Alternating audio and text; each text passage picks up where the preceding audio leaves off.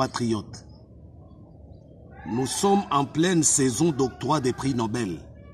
Ce prestigieux prix dont tous les pays du monde rêvent à travers leurs fils lauréats potentiels. Ce prestigieux prix pour lequel des pays entreprennent des démarches afin que les leurs en soient bénéficiaires, car au-delà des personnes, ce sont leurs pays respectifs qui en sont honorés. Notre compatriote, Denis Mukwege, docteur en médecine, vient d'être honoré prix Nobel de la paix dans l'indifférence méprisable des autorités de son propre pays. En effet, tout comme le prix Sakharov dont il a été bénéficiaire dans le silence total des autorités de son pays, le prix Nobel de la paix lui décerné est le fruit de ses efforts personnels. Dans son travail quotidien, difficile, harassant, qui consiste à soigner avec dévouement, patriotisme et amour ses compatriotes victimes des crimes odieux de viol.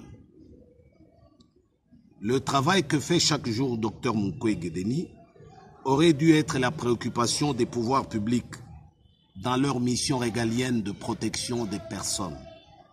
Nenni, menacé parfois de mort, harcelé honteusement par le fisc pour l'empêcher de rendre service à ses compatriotes, Denis Mukwege n'a jamais baissé les bras ni cédé aux intimidations. Voilà pourquoi nous élevons notre voix pour exprimer solennellement notre fierté et notre joie en voyant germer et pousser au milieu de cette montagne de foin et d'immondices qu'est devenue la République démocratique du Congo, une belle fleur rose dont les pétales sont visibles et appréciés de par le monde.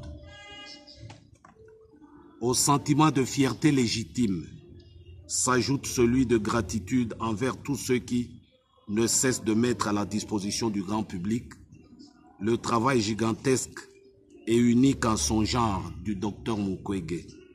Travail unique car les atrocités que subissent les femmes à l'est de la République démocratique du Congo n'ont jamais existé auparavant, ni en RDC, ni nulle part ailleurs.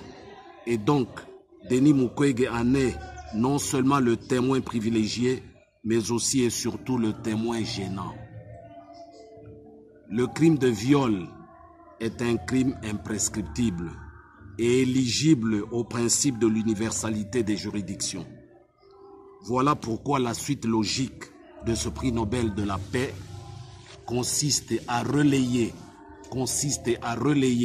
ce prestigieux et ce précieux travail de Mukwege en reconstituant toute la documentation sur des centaines, voire des milliers de cas pris en charge à l'hôpital de Panzi afin de traquer tous ces criminels organisés en bandes armées. Merci à toi, Denis.